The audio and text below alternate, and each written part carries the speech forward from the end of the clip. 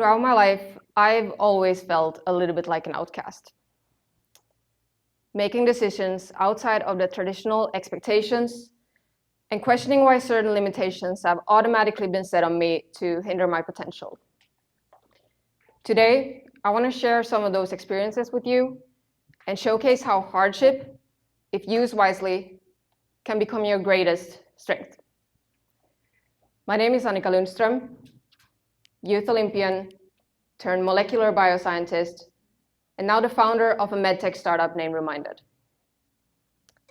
And while those three titles could be described as three completely separate individuals, those versions of me have all shown to have a common theme which has lingered throughout my work ethic, regardless of what I choose to pursue, which is delayed gratification. Let me explain. In terms of table tennis, I grabbed the racket from an age of 6 and fell in love with the sport that basically no one in Finland was paying any kind of attention to. You see, our talent seems to be directly interlinked with the cold climate that we have, which means that we exceed in ice hockey and skiing, but that's it. But anyways, for the first time, I got exposed to a world which felt like an endless journey of self-improvement and testing my limits. I initiated a venture, which was within my own hands to get off the ground. And with some early success in my preteen years, I quickly rose up to become one of the top 10 players in Europe under 18. After a while, I came across the unattainable goal of qualifying to the Youth Olympics back in 2018, being held in Buenos Aires, Argentina. And I thought to myself, like, how would I be able to do this? This could never happen. At the same time, though, I had this intuitive voice within me that just didn't decide to shut up. And me being the rebellious youngest child that I am, I decided to drop out of high school for a year to give it my all and qualify. And that's the only requirement you can have on yourself, right? To at least give yourself a fair shot at doing things. And so I did.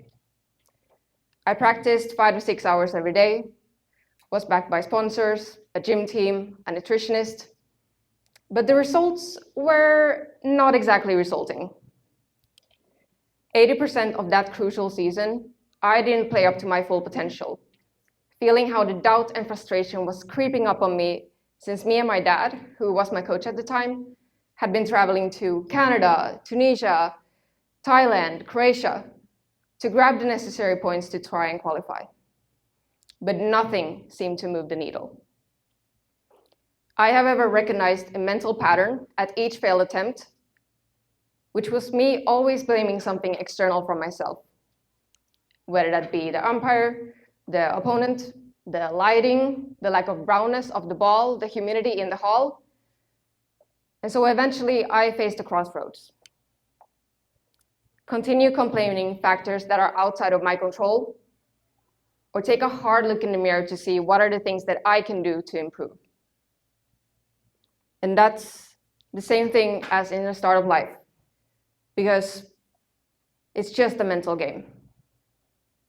Because anyone can put a forehand on the table or log into a Zoom call. But who can perform at their best when it's 10-10 in the last set, or gain an investment when a presentation has taken an all-nighter to gather together? And so I did some necessary changes, and at the very end of that season, I grabbed one of the last 32 places available worldwide and qualified to the Youth Olympics. Table tennis has given me so much more than a random gold medal around my neck. It has provided me with the 3 core principles by which I live my life and the building blocks to my work ethic, which are embracing discomfort and uncertainty, doing the work that others won't, and focusing on controllable factors and continuous improvement. But okay, so how in the world did I transition from a young athlete to now a medtech founder, leaving her life behind in Helsinki to chase her startup dreams in Silicon Valley and to make a good impact for mental health? Besides my pure fascination between the close connection of cognitive function and the physiological responses in the body, and my academic background being molecular biosciences, I've battled through my own demons when it comes to health at the same time of the peak of my athletic career.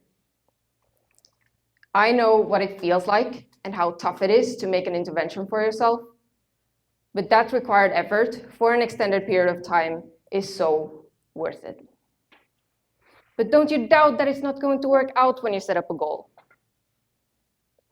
Well, let me reframe that question to you. The only thing you need to ask yourself in those moments is that if there wasn't a small part of you which believed that you could succeed, then you wouldn't have started something like this in the first place, right? Too much thinking and planning will let doubt creep in from various corners, which eventually will lead to inaction. Being uncomfortable and feeling like you're not ready is probably the greatest indication that you're moving in the right direction, despite how paradoxical it might feel. And it's really hard. I know that. But I also know that if I'm doing the right things on a continuous basis, that delayed gratification from the work will eventually be coming back to me. Will it happen in 2 days, 3 weeks, 5 months, or even 10 years? I don't know. And that's not up for me to decide. You see, I spent the last spring here in San Francisco trying to secure foundational funding for our startup, which required an immense amount of dedication and perseverance. I knew when I sat myself down in that flight, traveling over from Finland to the West Coast, that if things don't fall into place quickly, that we would diminish into thin air. So yes, I faced an immense amount of pressure, but I also worked harder than ever. And I usually do not take too much credit for the things that I do, but securing these early investments for our startup is something that I'm highly proud of. Not only for myself, but as for our team as a whole. Because the amount of support that we now provide to each other just comes to show that we will be able to move mountains together. And our journey is far from over, but this experience has taught me the importance of resilience and just relentless determination.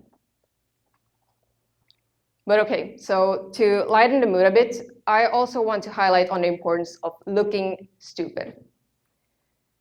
Because I think this is the aspect that hinders most of us of actually pursuing the things that we want to do. And how have I embraced this, you might ask?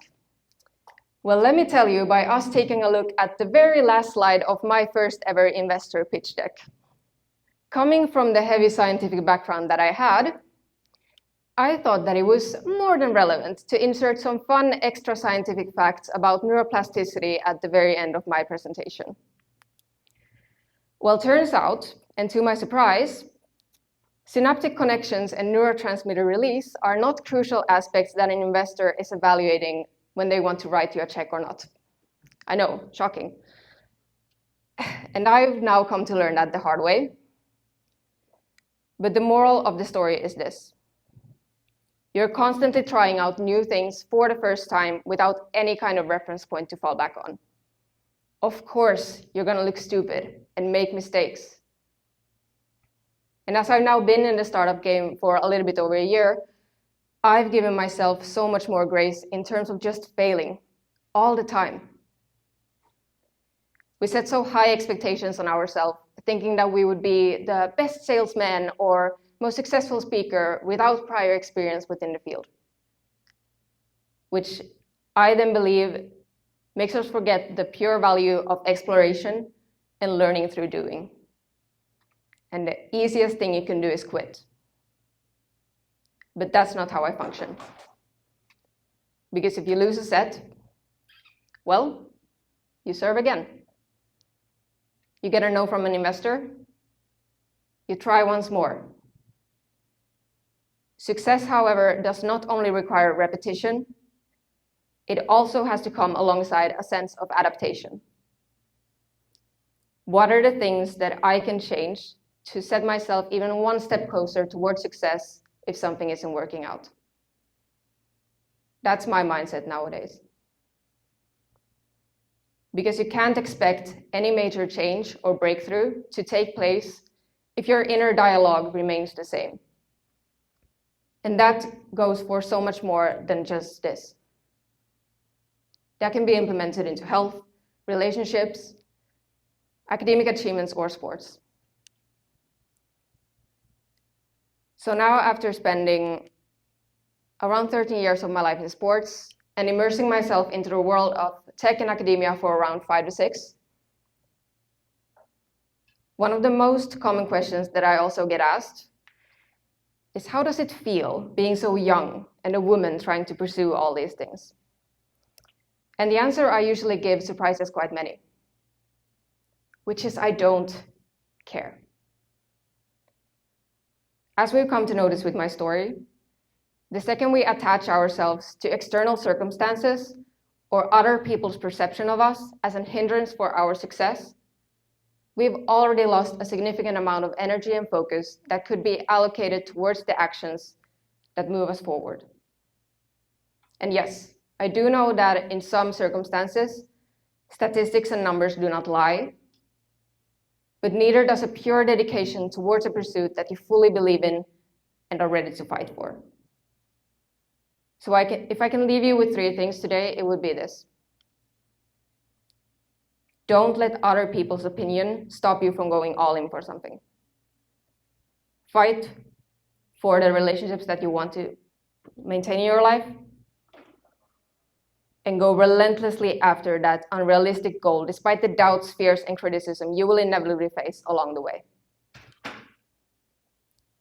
In terms of where I stand with my life today, I've now promised to myself that I won't complain anymore about the journey that I've chosen. And so I'll lead that with pride. Is it tougher because I'm younger or due to my gender? Possibly. Doesn't matter.